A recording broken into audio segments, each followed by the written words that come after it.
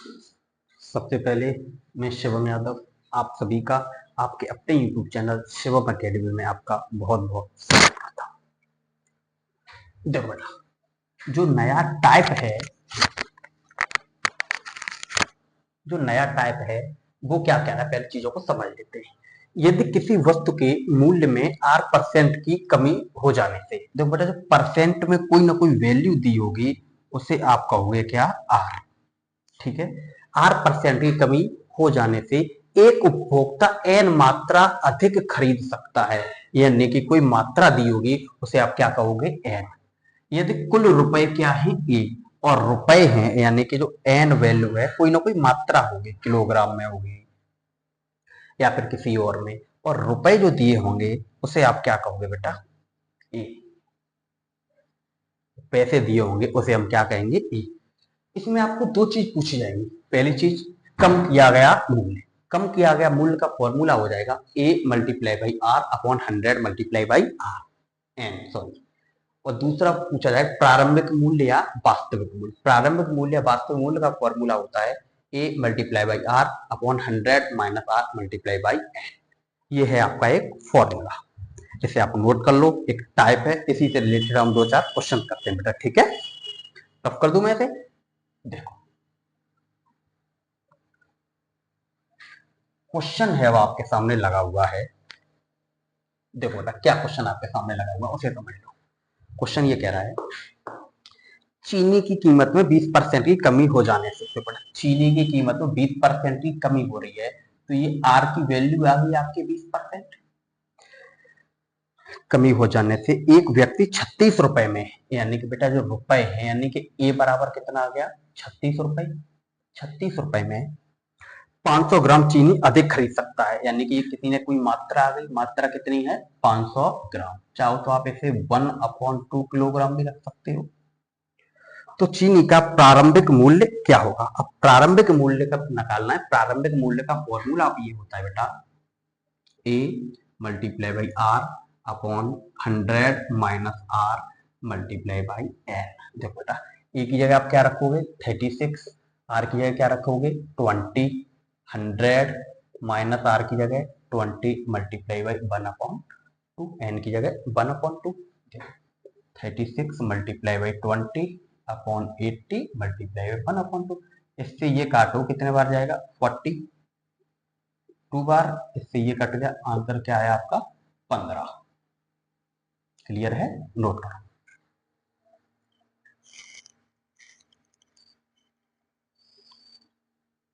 Sorry बेटा, sorry sorry, यहाँ पर 36 है तो ये 18 आएगा फिर तो आंसर। जब 36 लिखोगे, यहाँ पर 30 नहीं है, 36 है, 18 होगा आंसर। रफ कर दूं, देखो अगला क्वेश्चन। अगला क्वेश्चन है आपके सामने, लिखा हुआ है, चीनी की कीमत में 10% की कमी हो जाने से। अब 10% की कमी हो रही है तो आर की वैल्यू क्या होगी, 10%।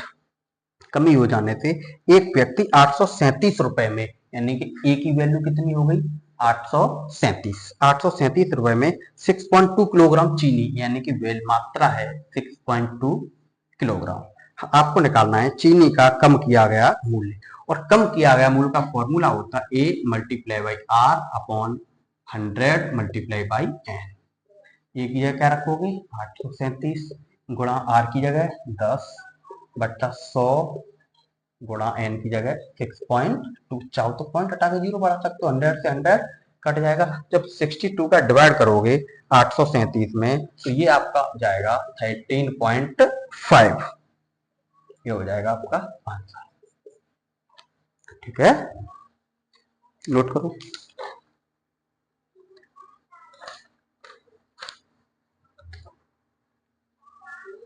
अब कर दो क्वेश्चन नंबर, देखो नेक्स्ट। अगला क्वेश्चन नंबर बेटा आपके सामने लिखा हुआ है, गेहूं के मूल्य में 10% की कमी हो जाने से, यानी कि आर की वैल्यू कितनी है, 10%। 10% की कमी हो जाने से एक आदमी 270 रुपए में, ए बराबर कितना आ गया बेटा, 270 रुपए में 1 किलोग्राम अधिक खरीद सकता है, यानी एन की वैल्यू आ गई 1 किलोग्राम। एन की वैल्यू क्या आ गई 1 किलोग्राम। आपको निकालना है प्रारंभिक मूल्य क्या होगा। अब प्रारंभिक मूल्य का फॉर्मूला ए गुणा आर बट्टे 100 माइनस के आर गुणा एन। ए की जगह क्या रखोगे 270, आर की जगह 10।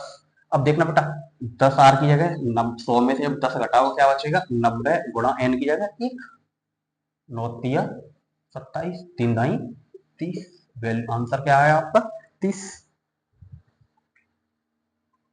क्लियर है, रख कर दूं। अब देखो अगला क्वेश्चन। अगला क्वेश्चन थोड़ा चेंज करूंगा मैं, ठीक है। ये कह रहा है सेब की कीमत में 10% की कमी हो जाने से, तो बेटा आर की वैल्यू तो आपकी 10% ही रहेगी। 10% की कमी हो जाने से एक उपभोक्ता 54 रुपए में, यानी कि रुपए कितने हैं बेटा 54 रुपए में, 54 रुपए में 10 सेब अधिक खरीद सकता है, यानी कि मात्रा कितनी आ गई 10 सेब अधिक खरीद सकता है। तो कमी होने के बाद प्रति दर्जन सेब का मूल्य क्या होगा।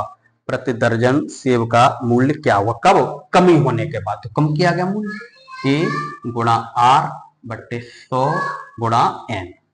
ये एक की है, हमें निकालना है प्रति दर्जन। एक दर्जन में होते 12, तो इसमें किसका गुणा करना पड़ेगा आपको 12 का। देखो बेटा एक की जगह क्या रखोगे 54 गुणा आर की जगह 10, 100 गुणा एन की जगह 10 गुणा 12।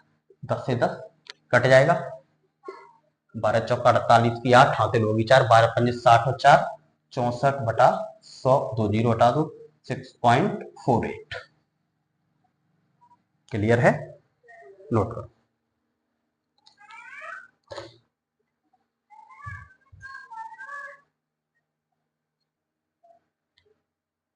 अब देखो बेटा अगला, इसे रफ कर दूं मैं।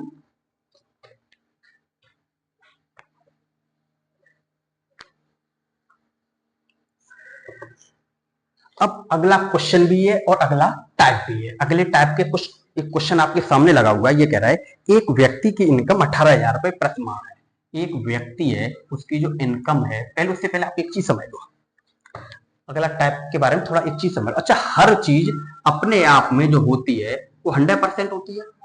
हर चीज अपने आप में जब 100% होती है बेटा, तो आप एक बात बताओ, जब 100% हो रही है, अगर मैं आपसे ये कहूं 10% की हो गई वृद्धि या फिर कभी भी हो जाए कमी, आप यहां एक चीज समझ लेना, जब भी वृद्धि होगी तो 100 में हमें क्या करना है प्लस, और जब होगी कमी तो 100 में से क्या करना है माइनस। जैसे मैं आपकी ये कहूं 10% की वृद्धि, और 10% की वृद्धि का मतलब 100 में 10 प्लस करो क्या हो जाएगा 110%। मैं आपसे ये कहूं 15% की वृद्धि, यानी कि बेटा 115%। मैं आपसे ये कहूं 25% की वृद्धि, यानी कि 125%। मैं आपसे ये कहूं 10% की कमी, यानी कि 90%। मैं आपसे ये कहूं 15% की कमी, यानी कि 85%। आपसे कहूं 8% की वृद्धि 108%। मैं आपसे ये कहूं 5% की कमी 95%। क्लियर है, मैं आपको समझाने की कोशिश ये कर रहा हूं, जब भी होगी वृद्धि उसे 100 में करोगे प्लस, और जब होगी कमी उसे 100 में से क्या करोगे भैया माइनस। क्लियर है, उम्मीद करता हूं जो आपको समझाने की कोशिश कर रहा हूं वो आप समझ चुके होंगे। अब देखो इससे रिलेटेड एक क्वेश्चन है आपके सामने। क्वेश्चन ये कह रहा है एक व्यक्ति की इनकम 18,000 रुपए प्रति माह है। एक व्यक्ति है जो 18,000 रुपए हर महीने कमाता है, इसकी इनकम में 20% की वृद्धि हो जाए। अच्छा अभी इसकी जो इनकम है वो कितनी है 18,000 रुपए प्रति माह। अब इसमें क्या होगी वृद्धि, कितने परसेंट की 20% की, और जब 20% की वृद्धि होगी तो ये हो जाएगा आपका 120%। यानी कि बेटा 18,000 का 120% हटाओगे अपॉन में आएगा 100, इन दो जीरो से ये दो जीरो कट जाएंगे, 18 दूनी 36 की 6, 18 और 3 21, यानी कि उसकी जो सैलरी हो जाएगी 20% की वृद्धि करने के बाद 21,600। इज दैट क्लियर, नोट करो, रफ कर दो। अब देखो अगला क्वेश्चन है आपके सामने। ये कह रहा है राम ने अपनी आय का 4% किसी चैरिटी में दान कर दिया। देखो बेटा, राम की आय है, मैंने मान लिया एक्स, मान लिया। अब उसने क्या किया, इनकम में से 4% क्या कर दिया, दान। ठीक है, उसके बाद क्या किया, 10% एक बैंक में जमा करा दिए, फिर 10% क्या किए, एक बैंक में जमा करा दिए। ठीक है, अब इतना करने के बाद अब उसके पास जो पैसे बचे हैं 8,640। कितने पैसे बचे हैं, 8,640। अच्छा एक बात बताओ, उसके पास मैंने मान लिया 100% है, 4% दान करा दिया तो कम हुई ना, 10% बैंक में जमा करा दिया और भी कम हुई। जैसे मैं आपसे ये उसके पास x% सैलरी, x रुपए है, ठीक है, 100% में से 4% दान कर दिए तो बचे कितने, 96%। परसेंट का अपॉन में 100 मल्टीप्लाई, मैंने मान लिया फिर से 100%, 100% में 10% बैंक में जमा करा दिए, कितने बचे, 90%। अब टोटल बच कितने रहे, 8,640। यानी कुछ रुपए हैं, उसमें से 4% दान कर दिए थे, 96% बचे, 10% बैंक में जमा करा दिए तो कितने बचे, 90%। चाहो तो 0 से 0 कट जाएगा, 9 से 16 से काट देता हूँ, 16 छक्के 96, 16 पंजे 80, 16 चौका 64। क्लियर है, 6 निम्मा 54, इससे ये कट जाएगा 10 बार, 1000 का गुणा करोगे 10 में तो एक्स बराबर हो जाएगा बेटा, इसकी जो मंथली सैलरी है वो कितनी है, 10,000 रुपए प्रति माह। नोट करो, रफ कर दो।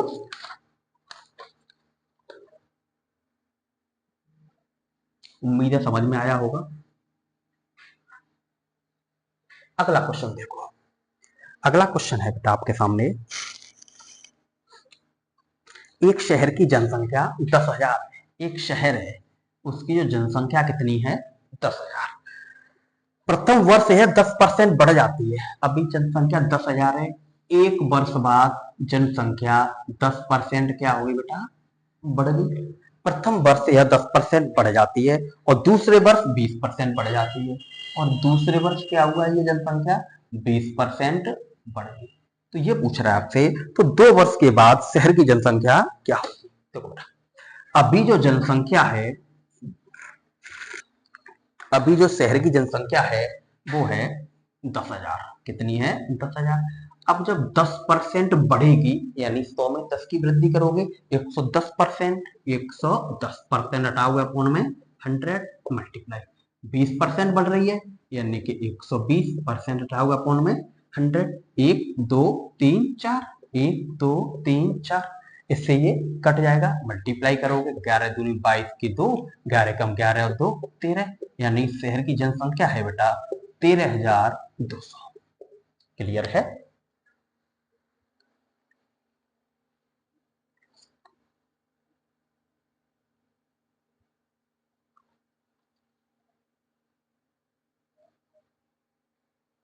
रफ कर दूं।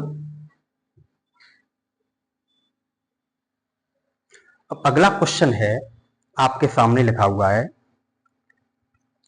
एक व्यक्ति अपनी आय का 20% भोजन पर, तो कोई आदमी क्या करता है, खर्च करता है अपने ऊपर, कुछ पैसा खर्च करता है, यानी खर्चा क्या करता है वो देख लो।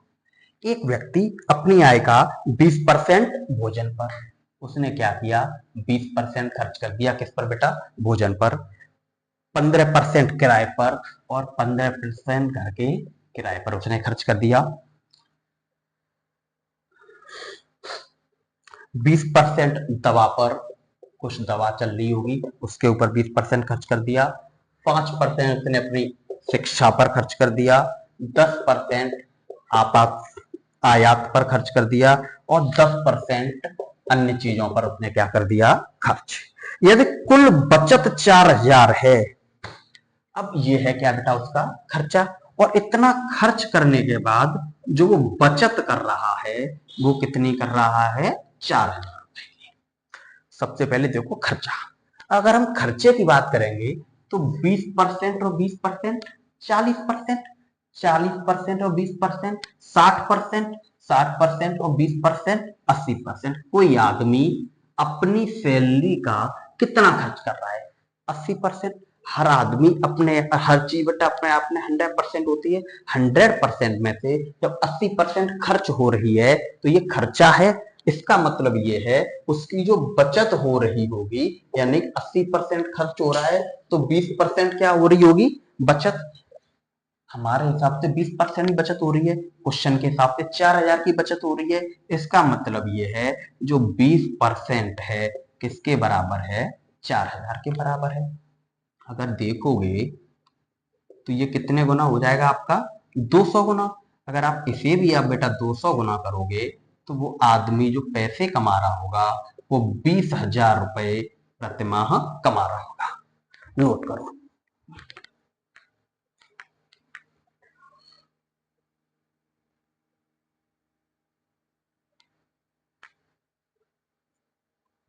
क्लियर है? रफ कर दूं? अगला क्वेश्चन देखो। अगला क्वेश्चन ऐसा ही एक क्वेश्चन और लेते हैं।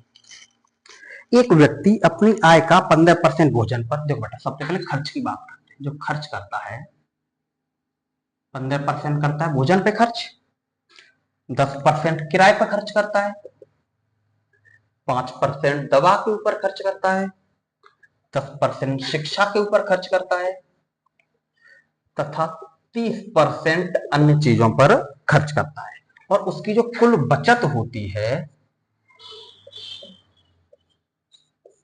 वो कितनी हो रही है बेटा? 27। सबसे पहले खर्च देखते, खर्चा कितना कर रहा है। देखो बेटा 15% और 5%, 20%, 20 और 20 40 और 30 70। आदमी का जो खर्चा हो रहा है वो कितना हो रहा है? 70%। 70% खर्च हो रहा है तो फिर बचत कितनी हो रही है? आप कहोगे सर 30%। हमारे हिसाब से 30% बचत हो रही है, क्वेश्चन के हिसाब से 2700 रुपए की बचत हो रही है। अब आप परसेंट हटाओगे, अपॉन में क्या आएगा? 100। इसका ये कितने गुना है? आप कह दोगे सर 90 गुना। अगर मैं इसका भी 90 गुना करूंगा तो वो आदमी कितने रुपए कमा रहा होगा? 9,000 रुपए। नोट करो। क्लियर है? रख कर दूं?